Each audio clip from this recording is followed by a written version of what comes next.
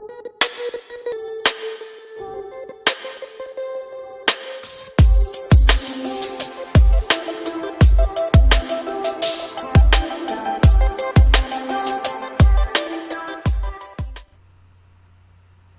tarde, pessoal.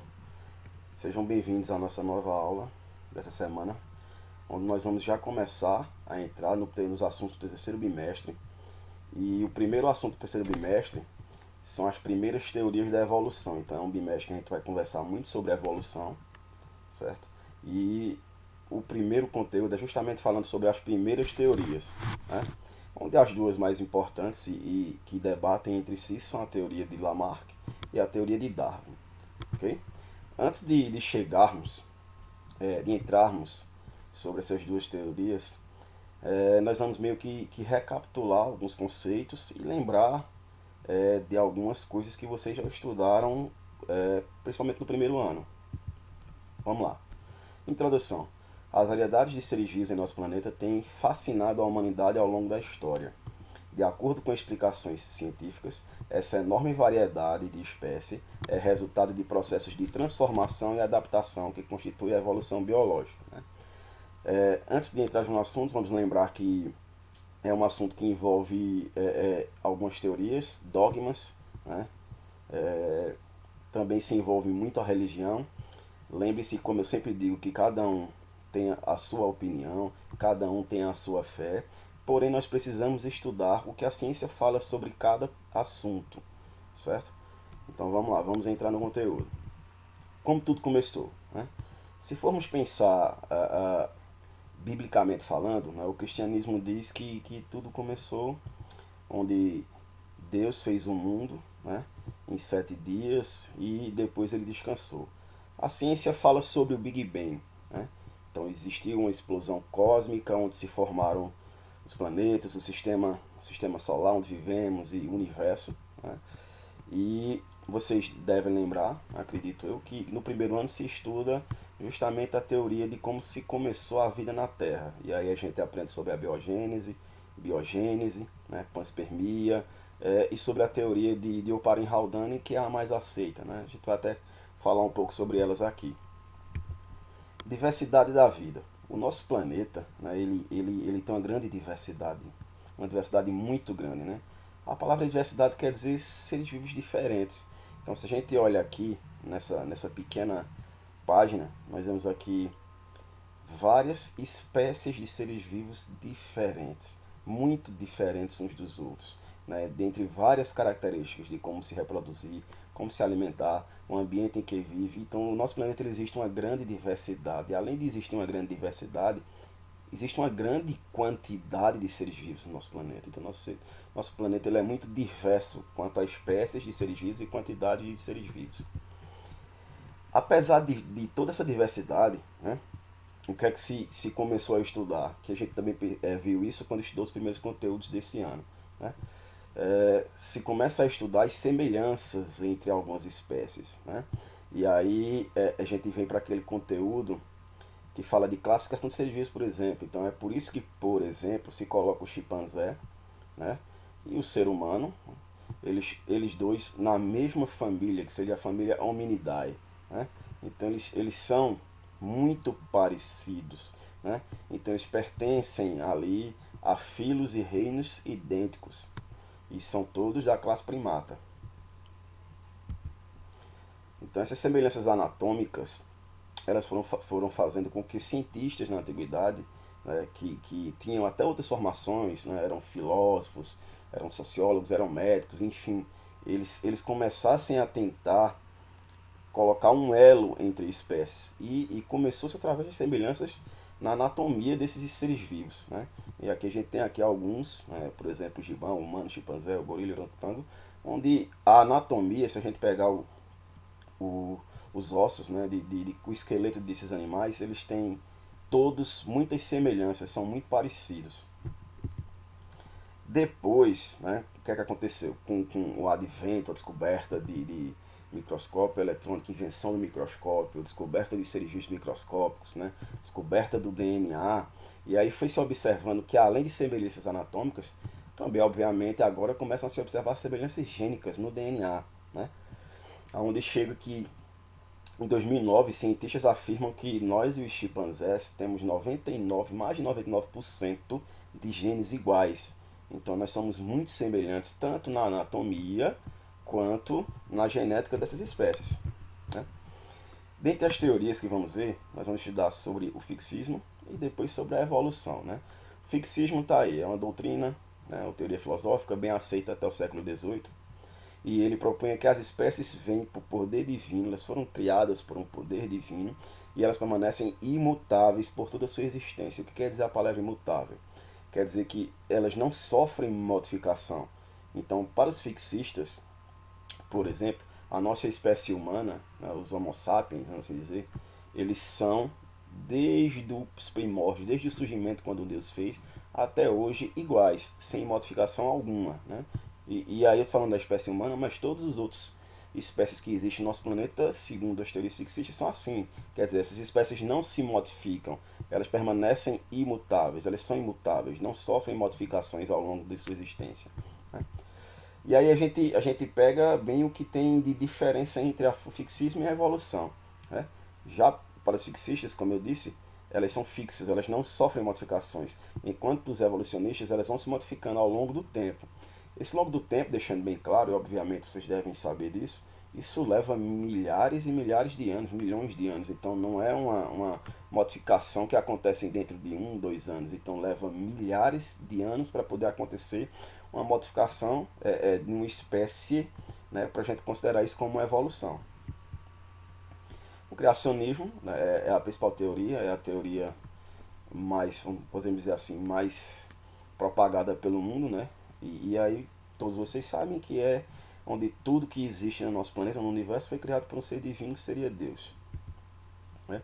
A gente tem essa chavezinha aí comparando como seria o criacionismo e a evolução, né? Tem ali um bonequinho que representa Deus, ele diz, Darwin, olha isso. Então ele está com um pássaro ali embaixo, né, que não voa, e quando ele solta, esse pássaro já consegue voar, e manda Darwin fazer melhor, né? E Darwin solta o pássaro no chão. Aí ele pergunta, e vai demorar muito? Darwin diz, não, só alguns milhares de anos. Então, diferenciando aí como o pensamento das duas teorias aconteceram. Vamos lá. Teorias fixistas. Quais são as principais? O criacionismo, onde Deus criou todas as espécies. O espontaneísmo, onde as espécies se originam de matéria inerte, quer dizer, de matéria sem vida. Estudamos isso quando vimos, por exemplo, falando sobre a abiogênese, né, comparando a abiogênese e biogênese, lá no primeiro ano. E o catastrofismo é quando surgem depois de alguma catástrofe, por exemplo, o meteoro que destruiu os dinossauros, então como surgiu, o que surgiu depois na vida. E, por exemplo, o dilúvio na Arca de Noé seria exemplos de catastrofismo, né? Origem principalmente da Arca de Noé, por intervenção divina. Aqui a gente tem o que alguns filósofos da antiguidade diziam, né? Para Anaximandro, antes de Cristo, né? Ele dizia que os primeiros seres vivos surgiram de uma vasa marinha, então para ele a vida surgiu no mar, né? Depois temos Aristóteles, que afirmava que os seres vivos surgiam de substâncias inorgânicas, né? Geração espontânea. Ele era defensor da abiogênese, onde o ser vivo surge por matéria inanimada, né? E depois a gente tem Vênus que acredita na origem da vida, é, que a partir de apenas de um ser vivo, né? E foi quando se criou aquela briga entre duas teorias, biogênese e abiogênese. A biogênese é a teoria onde o ser vivo pode surgir de qualquer matéria inanimada, né? Matéria inorgânica, sem vida, e biogênese onde o ser vivo só surge através de outro, né? Temos aqui, na época, vocês estudaram isso, mas temos aqui defensores da biogênese, né? E temos críticos da biogênese, né? Temos dois exemplos de experimentos aqui que foram da biogênese, né? Onde o ser vivo só surge por matéria com vida, quer dizer, através de outro ser vivo. O primeiro experimento é esse de Francesco Redi, né? Vocês devem lembrar disso, né? Onde ele coloca dois potes com carne, um aberto e um fechado. Naquele que estava fechado não acontece nada, e naquele que estava aberto pousam insetos, moscas, e depois surgem larvas que se transformam em moscas jovens, comprovando que aquela carne, ou os seres vivos que aparecem de carne, que muita gente dizia que a carne tinha o poder vital de transformar, gerar seres vivos, não é isso que acontece. Surgem através de ovos que outros seres vivos colocam lá. Esses ovos eclodem, se transformam em larvas, e essas larvas, né, se desenvolvem e transformam-se em seres vivos adultos, como as moscas.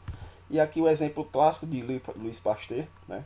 Onde depois Needham diz que líquidos nutritivos têm um poder vital de originar bactérias, e aí Louis Pasteur faz esse experimento com esse gargalo aí em pescoço de cisne, mostrando que no experimento de Needham surgiam bactérias depois que ele esquentava e deixava esfriando lá, surgiam bactérias porque o líquido ficava em contato com o ar.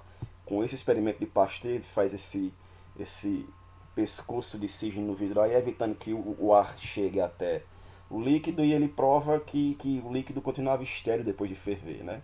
Derrubando de vez a teoria da abiogênese e deixando como correta biogênese.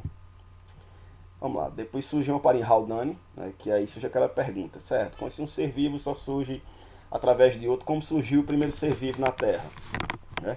E aí o primeiro ser vivo da Terra, a explicação é dada por Oparin Haldane, até um experimento tem deles lá, onde eles mostram que na Terra primitiva só existia metano, amônia, hidrogênio e vapor de água, né? Essas substâncias elas foram reagindo quimicamente com descargas elétricas que aconteciam lá, porque a Terra era muito quente, então o pouco líquido de água que caía na superfície evaporava rapidamente, se transformava em chuva e caía de novo, evaporava rapidamente, se transformava em chuva, condensava, né, e caía de novo. E esse processo foi resfriando o planeta até começar a acumular água para formar os oceanos. E essas tempestades tinham muitos raios e a interação química, né, dos raios com metano, amônio e hidrogênio foram dando origem a novas moléculas, né, e onde até surgiram moléculas inorgânicas e depois moléculas orgânicas, de onde teria surgido o primeiro ser vivo na Terra por evolução química. A panspermia diz que a vida na Terra começou através de poeira cósmica que veio de outros planetas, né? São todas teorias que vocês já estudaram. Mas vamos para o que interessa, que é o evolucionismo, né? Que é o estudo das espécies e modificações sofridas ao longo do tempo. Nós temos esses dois cientistas que eles são os dois evolucionistas mais importantes que existem até hoje, certo? Lamarck e Darwin. Sendo que Darwin depois precisou, vamos assim dizer, de um empurrão de Wallace para publicar o estudo dele, mas daqui a pouco a gente fala sobre isso. A gente vai falar sobre o lamarquismo, depois sobre o darwinismo e ver a diferença entre os dois e por que um é mais aceito do que o outro, certo? Vamos lá. Jean-Baptiste Lamarck nasceu na França em 1744, morreu em 1829 em Paris, também na França, obviamente, né, e foi um dos pioneiros, eu diria o pioneiro da evolução. Okay?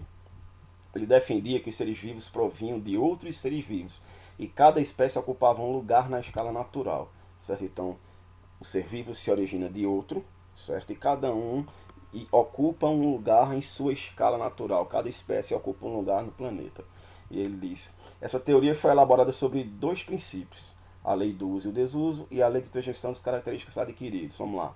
A lei do uso e desuso é o seguinte, Lamarck dizia que se você tem um órgão, uma parte do seu corpo em que você sempre usa, essa parte ela tende a se desenvolver mais, né? Seria evoluir, vamos assim dizer, e depois esse desenvolvimento, o segundo ponto aí da lei, né, vai ser transmitido para os seus descendentes. Então, ele diz que todas as características que um ser vivo adquiria, né, pela lei do uso e do desuso, elas seriam transmitidas aos seus descendentes, né? O desuso seria órgãos que atrofiam. Então, se você não usa uma parte do seu corpo, ela vai atrofiar e isso também vai ser transmitido para os seus descendentes. Vamos debater, né? Ele dá um exemplozinho aqui dos pés do pato, né? Então ele dizia que os patos nasceram, né, membranas entre os dedos, de tanto que os patos antigos, né, tentavam nadar. Então, de tanto nadar, foram desenvolvendo essas membranas entre os dedos e isso foi transmitido para todas as gerações de patos seguintes. Então, essa seria um exemplo da lei do uso e do desuso, certo? E um exemplo da lei de transmissão das características é dos cactos, né? Ele diz que os cactos, ao longo de sua vida, eles foram adquirindo espinhos e essa característica foi transmitida para gerações futuras. Então, isso é um exemplo da lei do uso e do desuso de Lamarck e um exemplo da lei de transmissão de características adquiridas. Tá? Então, ele quer dizer que em um certo momento o cactus não tinha espinhos, lá milhões de anos atrás, e aí algumas espécies de cactos elas desenvolveram os espinhos e essa característica foi transmitida para os próximos que vieram depois. Mas o exemplo mais clássico, né, e de debate entre os dois que a gente pode comparar Lamarck e Darwin é sobre as girafas. E aí o que é que acontece? Para Lamarck, é, a girafa, pelo hábito de se alimentar de folhas altas, ela foi esticando o seu pescoço gradualmente, certo? Então, para Lamarck, as girafas, em um certo momento histórico evolutivo, elas eram com o pescoço pequenininho. Porém, como elas foram criadas em regiões, né, apareceram em regiões onde essas árvores foram ficando cada vez mais altas, ela foi desenvolvendo uma característica onde esses pescoços foram aumentando, e essa característica hoje ela é passada para todas as girafas que existem, certo? Então isso é um exemplo da lei do uso e desuso e das características transmitidas juntas, né? Então o que é que as leis dele se baseiam? Se adaptação ao meio, lei do uso e desuso, e transmissão dessas características adquiridas, elas transmitem para os seus próximos descendentes, ok? Vamos Vamos pegar agora aqui um resumo sobre o lamarckismo, né? Então, para Lamarck, a modificação, o ambiente, né, vai modificar o ser vivo, que vai ter necessidade de se adaptar e vai gerar um novo comportamento. A lei do uso e do desuso, ela vai ser muito importante nisso. Por quê?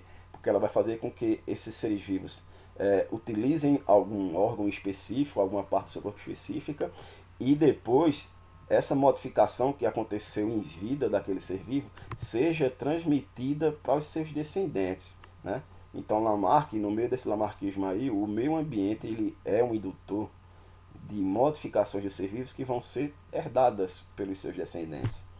Tranquilo? Críticas. Quais são as críticas? É óbvio que as críticas ficam, como é que eu posso dizer, claras, né? Não tem como você afirmar, não tem como afirmar que as características que você desenvolve pela lei do uso e do desuso vão ser transmitidas por seus descendentes, porque aí seria simples. Vamos dar um exemplo básico da vida de vocês hoje em dia. Então quer dizer que se um de vocês vão para a academia sempre o tempo todo, e aí modificam o corpo, ficam fortes, saradões, quer dizer que essa característica que vocês adquiriram pela lei do uso e do desuso vai passar para os filhos de vocês? A resposta é claro que não. Claro que não. Né? Isso aí só vai ser modificação na sua parte somática, quer dizer, na sua parte do seu corpo. Porém, você não tem a capacidade de modificar isso dentro do seu DNA. E o que é transmitido para os seus descendentes é o DNA. Né? Obviamente, depois Darwin, com seus pensamentos, foi quem derrubou isso aí. E também depois com o surgimento de Mendel. Né? Darwin ele meio que prova o que ele pensava quando surge em Mendel com as ervilhas, com seus experimentos. Né? Mas vamos lá. Essa daí é por onde cai o lamarquismo, gente, né? Que cai, obviamente, depois derrubado por Darwin. Então ele pegou isso aí e isso seria impossível isso, né? É impossível você fazer isso. Aí ele diz, a lei do uso de Jesus não é verdadeira em todas as situações, né? Os órgãos desenvolvidos pelo uso sofrem regressão quando deixam de ser usados. As características adquiridas ao longo da vida por um ser vivo afetam apenas sua parte somática e não o material genético, ou seja, não são transmitidos à descendência, né? Nós temos alguns órgãos, nós temos um órgão, né, por exemplo, no nosso corpo que a lei do uso e desuso o deixa atrofiado, né? Que é o apêndice. Nosso apêndice, ele obviamente ele tem uma função secundária de produção de células de defesa do corpo, mas a função principal dele seria participar de digestão de grãos. E hoje em dia nós não, nós não nos alimentamos, né? Perdoem aí o enganche. Nós não nos alimentamos de grãos crus, né? A gente só come coisa cozinhada. Então ele meio que fica atrofiado e é por isso que muitas vezes termina estrangulando, dando apendicite, porque ele não tem mais função, acumula todas aquelas secreções e pode adoecer ao longo da vida. E aí chega Darwin, Charles Darwin, né? O pai da evolução, ele é considerado o pai da evolução, né? Ele fez uma viagem que durou 20, ele fez um estudo, perdão, que durou 20 anos, para poder escrever um livro, que é esse daí, A Origem das Espécies, onde ele escreve e publica tudo isso aí, né? É, ele era de família, vamos assim dizer, uma família rica, né? O pai dele, o sonho do pai dele era que ele fosse médico, tanto que matriculou ele em duas universidades de medicina, mas ele terminou entrando mais para botânica e geologia, quer dizer, o reconhecimento dele hoje é como um geólogo e botânico e não como um médico, né? Nasceu na Inglaterra, também morreu na Inglaterra. E ele fez uma viagem pelo barco conhecido como Beagle, né, e percorreu o mundo coletando fósseis, animais, plantas, enfim, inclusive no Brasil. Né? Essa viagem que ele passou pela Bahia e pelo Rio de Janeiro, certeza, os dois lugares. Então ele passou pelo Brasil, passou pela Argentina e percorreu o mundo estudando os fósseis. Né?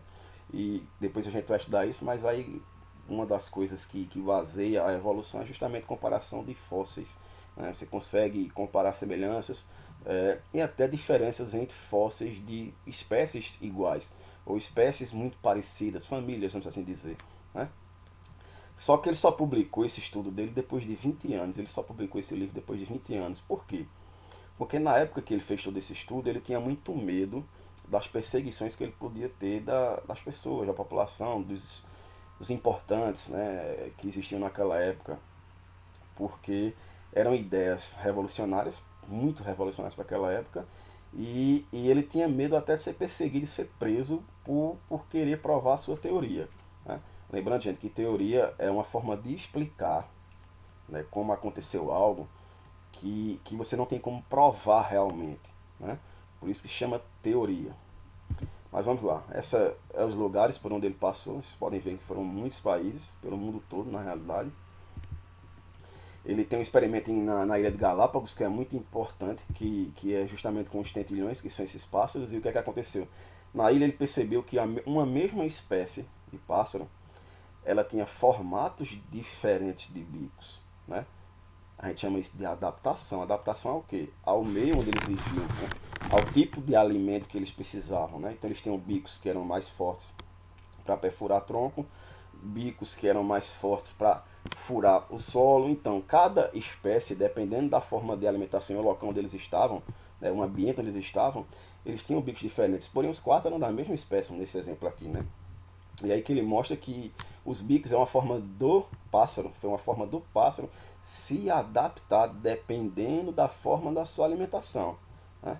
Então, uma mesma espécie tem vários, vamos assim dizer, partes de um órgão diferentes ou adaptados, a gente pode dizer assim, dependendo do local onde eles vivem. Né? Vamos lá. Quais são os aspectos que se baseia Darwin? As diversas formas de vida surgiram de ancestrais comuns por modificações na descendência. O mecanismo de modificação é a seleção natural. E o que seria a seleção natural, gente? A seleção natural é o seguinte: aqueles que são mais fortes sobrevivem, aqueles que são mais resistentes sobrevivem e os outros vão desaparecendo ao longo dos tempos. Indivíduos de uma mesma espécie apresentam variações. Né? O exemplo está aqui, claro, aqui. A gente tem aqui uma espécie de pássaro, porém eles têm formatos diferentes no seu bico. Por quê? Porque vai depender da sua forma de alimentação aqui. Então, toda espécie ela vai apresentar uma variação, vai apresentar variações. Nós temos exemplos nisso também. A nossa espécie, por exemplo, nós não somos, apesar de sermos todos iguais perante a lei, né, mas nós temos pequenas diferenças dependendo da região, do lugar em que a gente vive no planeta. Né? Então, isso é uma forma de apresentar variações, pequenas variações, mas são variações. Organismos com variações favoráveis às condições no ambiente onde vivem têm maiores chances de sobreviver e deixar descendentes. Né? Então, se se sua espécie está mais adaptada àquele local, ela tende a evoluir. Né? E se ela não se adaptar, ela vai desaparecer. Né? Eu sempre conto, acho que até já contei para todos vocês, mas sempre conto um exemplo bem interessante de um amigo meu que ele comprou um sítiozinho para fazer uma chácara. E quando ele chegou lá nessa chácara, tinha uma árvore grande, só que uma árvore praticamente morta lá.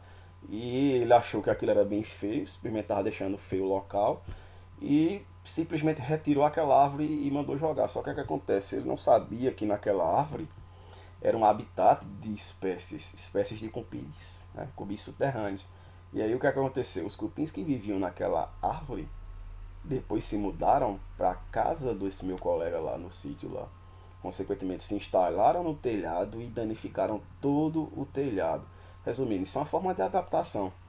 Se os cupins têm seu habitat destruído, eles têm que procurar um novo habitat. Ou eles se adaptam, ou eles vão desaparecer por várias condições de meio ambiente, como por exemplo falta de alimento. Então eles têm que se adaptar.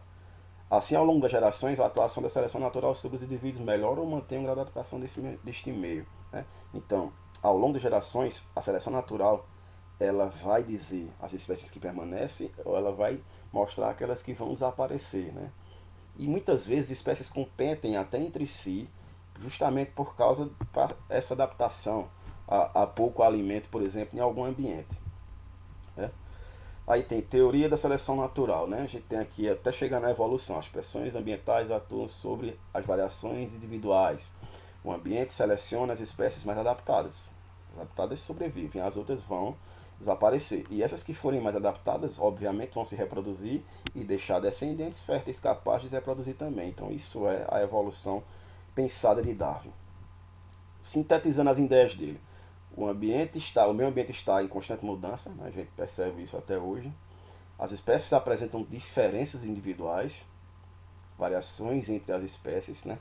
Os indivíduos competem entre si por recursos do meio ambiente, parceiros sexuais, né? Então isso existe realmente em todas as espécies do planeta.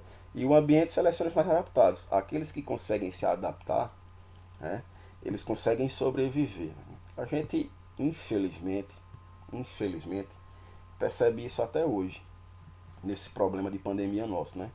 Um exemplo clássico e triste ao mesmo tempo de seleção natural, né?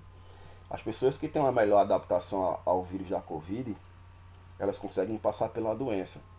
As pessoas que não têm, infelizmente, elas vêm a falecer. E aí, às vezes pela Covid e às vezes também por outros problemas persistentes. Mas isso não deixa, infelizmente, de ser uma seleção natural, certo?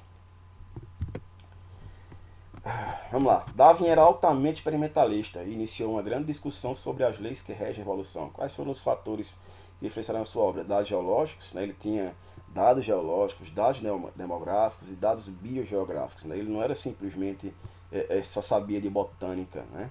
Ele era muito bom com esses dados aí, geologia, geografia dos locais, né?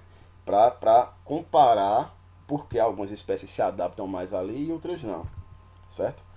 Surgem algumas pessoas importantes, como Thomas Malthus na História de Darwin, né, onde ele também auxilia nos seus pensamentos, né, quando ele tem esse texto aqui falando sobre a população humana tende a crescer para além das possibilidades do meio e cresce exponencialmente geometricamente, enquanto os recursos alimentares crescem em progressão aritmética. Então, o que é que ele quer dizer? Que a população ela cresce de um jeito tão grande que esses recursos alimentares uma hora vão terminar faltando. Né? Isso ele já pensava lá atrás. Né? Então tem que existir um controle tanto no crescimento da população como nos recursos de alimentos para todos os que estão aí. E surgiu o Wallace que também tinha fez um estudo muito grande, inclusive veio para a Amazônia na época, certo? Um estudo muito parecido com o de Darwin e com ideias de Darwin. Pegou, estudou muito sobre livros publicados de Darwin antes de Origem da Espécie, né? Utilizou-se muito disso e criou a teoria dele também. E aí o que é que acontece? Darwin, quando fez todo o seu estudo, ele não teve, como eu disse, coragem de publicar o seu estudo. Só que quando ele viu que o Wallace ia publicar, ele se sentiu plagiado. Porque tudo que o Wallace dizia era basicamente o que Darwin já sabia, já tinha estudado, já tinha comprovado com fósseis, com tudo que ele trouxe das suas viagens no Beagle. E aí o que é que acontece? O Wallace serviu também para que Darwin pudesse ter coragem de publicar os seus estudos científicos. Graças ao Wallace, a gente não sabe se não tivesse existido Wallace, mas graças ao Wallace, Darwin pôde publicar. Tanto que a teoria depois ela passa a ser Darwin-Wallace, quer dizer, os dois juntos, certo? Na viagem dele, algumas coisas que ele encontrou, por exemplo, na Argentina, ele encontrou fósseis de animais extintos, a gente está vendo aqui, muito parecidos com o animal atual, né, como o tatu-bola. E vamos lá, ó, aquela parte que eu disse que a gente serviria para comparar muito bem o que Darwin pensa e o que Lamarck pensa. Para Lamarck, né, as girafas tinham pescoço pequeno e ao longo de suas gerações, de milhares de anos, esse pescoço foi esticando até chegar nas girafas que existem hoje, né? E tudo isso foi sendo transmitido de geração a geração nas suas características. Só que para Darwin isso não existe. E aí como é que ele mostra? Obviamente que ele também achou fósseis para provar isso. Né? Ele diz, na realidade, que existiam girafas de pescoço pequeno. e de pescoço longo. Porém, o que é que acontece? A gente vem a seleção natural, a gente vem para adaptação. As girafas de pescoço longo, elas tinham mais chances de alcançar seu alimento a grandes alturas. As de pessoas pequenas não tinham. Então, prevaleceu o mais forte, o mais resistente. Por isso, as girafas de pescoço pequeno desapareceram e só sobraram essas de pescoço longo. Não tem nada dessa história, pescoço crescendo e sendo transmitido de geração a geração como Lamarck pensava, certo? Então aqui está as duas comparações, né? Como eu acabei de explicar para vocês. Não existiu, não teve que ter esse esforço de crescimento de pescoço, né? Existiam os dois tipos e a mais forte prevaleceu. Pronto, pessoal, espero que tenha sido legal a aula. Vocês podem me procurar para perguntar qualquer dúvida que quiserem, certo? Vão lá no meu WhatsApp, vão lá no Google Sala de Aula, me procurem, perguntem. E na atividade também estou disponível, certo? Só vocês me perguntar para retirar a dúvida. E depois vou passar um linkzinho de pequenos vídeos sobre, justamente falando desses dois grandes evolucionistas que tem aí para vocês, ok?